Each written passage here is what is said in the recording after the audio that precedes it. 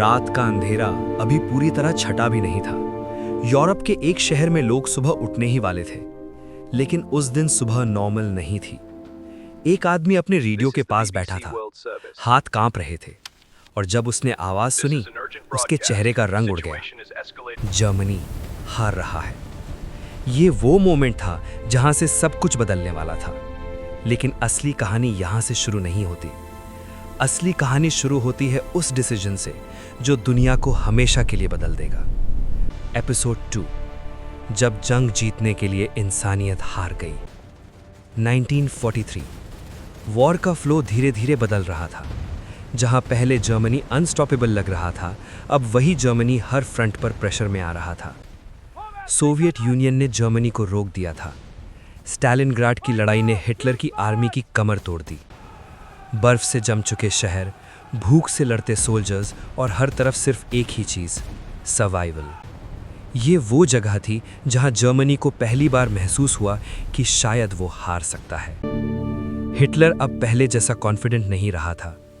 Reports के मुताबिक उसका बिहेवियर और ज़्यादा अनस्टेबल हो गया था। वो अपने जनरल्स पर चिल्लाता, उनकी बात नहीं मानता और खुद ही ऐसे डिसीजंस लेता जो ग्राउंड रियलिटी से बिल्कुल अलग होते। लेकिन सबसे डेंजरस बात ये थी, वो अब भी हार मानने को तैयार नहीं था। इसके बीच एक और वॉर चल रहा था, जो बैटलफील्ड पर नहीं बल्कि लेबोरेटरीज में हो रहा था। अमेरिका में एक सीक्रेट प्रोजेक्ट शुरू हो चुका था, एक ऐसा प्रोजेक्ट जिसका नाम भी दुनिया से छुपाया गया, मैनहट्टन प्रोजेक्ट। साइंटिस्ट्स, इंजीनियर्स और दुनिया के कुछ सबसे ब्रिलियंट दिमाग एक ही चीज़ पर काम कर रहे थे, एटॉमिक बॉम्ब। उन्हें पता था कि अगर ये बन गया तो ये सिर्फ एक वेपन नहीं होगा, ये एक ऐसी पावर होगी जो दुनिया का बैलेंस चेंज कर देगी। इसी वक्त जर्मनी भी अपनी तरफ से एडवांस्ड वेपन्स बना रहा था, V2 रॉकेट्स, जो आसमान से गिरते थे बिना वार्निंग के। लंदन जैसे शहरों पर अटैक हो रहा था। लोग समझ ही नहीं पाते थे कि अटैक कहां से आया। ये डर, ये अनसर्टेनिटी, वॉर का साइकोलॉजिकल इम्पैक्ट फिजिकल डिस्ट्रक्शन से भी ज़्यादा डेंजरस हो चुका था। लेकिन एलाइज भी पीछे नहीं थे। उन्होंने एक ऐसा प्लान बनाया जिसे हिस्ट्री में सबसे ब्रिलियंट डिसेप्शन माना जाता है, ऑपरेशन फॉर्टिट्यूड। एक फेक आर्मी क्रिएट की गई। फेक टैंक्स, फेक एयरक्राफ्ट और रेडियो सिग्नल्स तक फेक भेजे गए, ताकि जर्मनी को लगे कि अटैक एक जगह होने वाला है, लेकिन असली अटैक किसी और जगह प्लान हो रहा था। जून 1944, डी डे।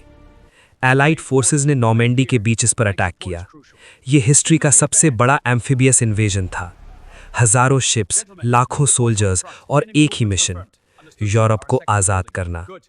जर्मनी कंफ्यूज्ड था। उन्हें लग रहा था कि ये असली अटैक नहीं है, और इसी कंफ्यूजन ने एलाइज को एडवांटेज दे दिया। डी डे के बाद जर्मनी की हार ऑलमोस्ट सर्टेन हो चुकी थी, लेकिन हिटलर अब भी रुकने वाला नहीं था। उसने अपनी लास्ट पावर यूज करने का डिसीजन लिया, बैटल ऑफ द बल्ज। ये जर्मनी का लास्ट मेजर ऑफेंसिव था। उन्होंने अचानक अटैक किया और कुछ टाइम के लिए एलाइज को सरप्राइज भी कर दिया। लेकिन ये जीत टेम्पररी थी। रिसोर्सेज खत्म हो रहे थे, सोल्जर्स थक चुके थे और धीरे धीरे जर्मनी कोलैप्स होने लगा। इस सब के बीच कॉन्सेंट्रेशन कैंप्स की रियलिटी दुनिया के सामने आने लगी। जब एलाइड फोर्सेस ने इन कैंप्स को फ्री कराया, तो जो उन्होंने देखा वो इंसानियत के लिए एक शॉक था। लाखों लोग भूख से मर चुके थे, और जो जिंदा थे वो भी मौत से लड़ रहे थे। ये सिर्फ वॉर क्राइम्स नहीं थे, ये एक ऐसा चैप्टर था जिसे हिस्ट्री कभी भूल नहीं सकती। अप्रैल 1945, बर्लिन, हिटलर का last strong hold. Soviet forces शहर के बाहर पहुंच चुकी थी। बॉम्बिंग हो रही थी, शहर टूट रहा था, और हिटलर एक अंडरग्राउंड बंकर में छुपा हुआ था। रिपोर्ट्स के मुताबिक उसका मेंटल स्टेट कंप्लीटली अनस्टेबल हो चुका था। वो अब भी बिलीव कर रहा था कि जर्मनी जीत सकता है, लेकिन रियलिटी कुछ और थी।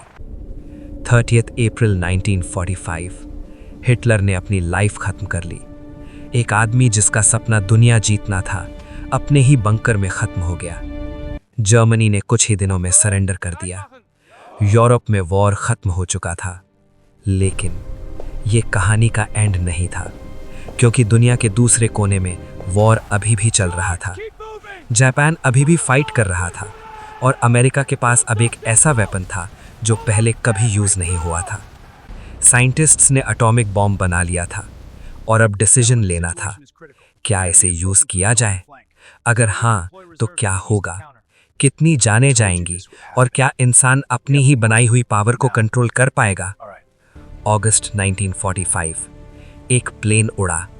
उसके अंदर एक बॉम्ब था, लेकिन ये कोई नॉर्मल बॉम्ब नहीं था, ये था एटॉमिक बॉम्ब। और फिर एक शहर हिरोशिमा, एक रोशनी, एक धमाका और फिर खामोशी।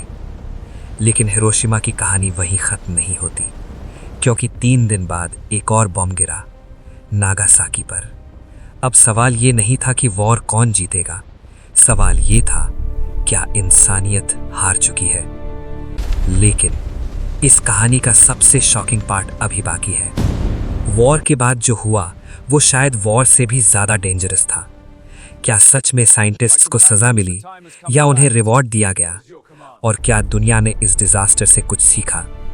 इसका जवाब मिलेगा एपिसोड 3 में, जहां सच और भी ज़्यादा अनकंफर्टेबल होने वाला है।